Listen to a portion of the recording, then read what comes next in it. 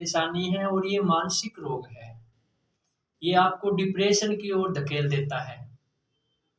आपको ये लगता है कि मैं तो हीन हूँ, मेरे से कुछ नहीं होता, अगला मेरे से बहुत अच्छा है। आप खुद को काफ़ी कमज़ोर समझने लगते।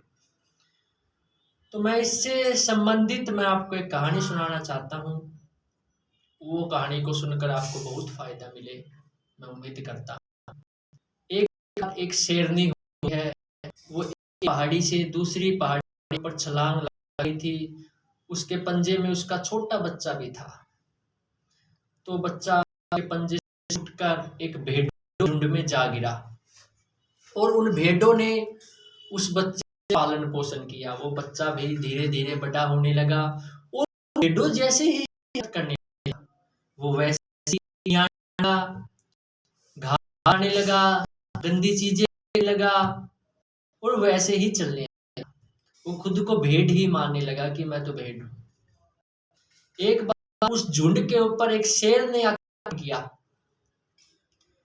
सारी भेड़ें भाग रही थी, भाग रहा था झुंड के बीच में। तो उस बूढ़े शेर ने देखा कि एक शेर, जवान शेर भाग रहा है मुझसे डरकर, ये क्या हो रहा है। और वो भेड़ों जैसे ही भाग रहा था, वो मिमिया रहा था। तो शेर ने सोचा ये तो अजूबा है, भेड़ों को जाने दो, इसको पकड़ लेता हूं। और उसको पकड़ लिया और वो शेर मिमिया कर बोला, जी महाराज मुझे छोड़ दो, मेरी जान बख्श दो। तो वो बूढ़ा शेर उसको पकड़ कर गिरते हुए एक नदी के में ले गया और नदी के किनारे जाकर उसको बोला कि देखो, पानी में देखो ध्यान से। उस जवान शेर ने पानी में दोनों के चेहरे देखे, दोनों के चेहरे मिलते हुए थे। तो उसको पता चल गया कि मैं भी शेर हूं, ये भी शेर है। तो उसने जोर की गर्जना की। तो इस कहानी से हमें शिक्षा मिलती है कि हमने भेड़ खुद को मान लिया है, हम खुद को पहचान नहीं रहे हैं। अपनी कुछ कमजोरी के कारण हम खुद को हीन मानने लगे। क्या है, यदि वो बूढ़ा शेर उसको समझाता तो शायद वो जवान शेर नहीं समझ पाता। इसलिए नो औषधि, कोई दवाई नहीं आपको समझाने के लिए।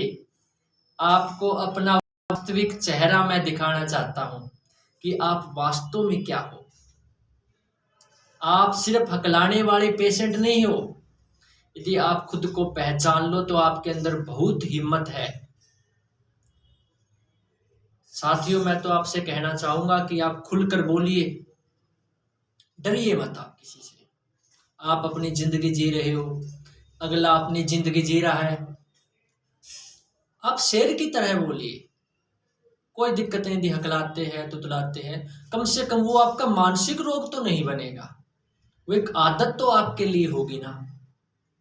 उस आदत को हम आराम से सुधार सकते हैं स्पेशलिस्ट के द्वारा। यदि आपको मेरी मदद की जरूरत हो तो हर टाइम मैं आपके लिए हूँ। कभी भी मुझे कॉल कर सकते हो, मेरी हेल्प आप ले सकते हो। ऑनलाइन कोर्स कर सकते हो, ऑफलाइन कर सकते हो, ठीक है।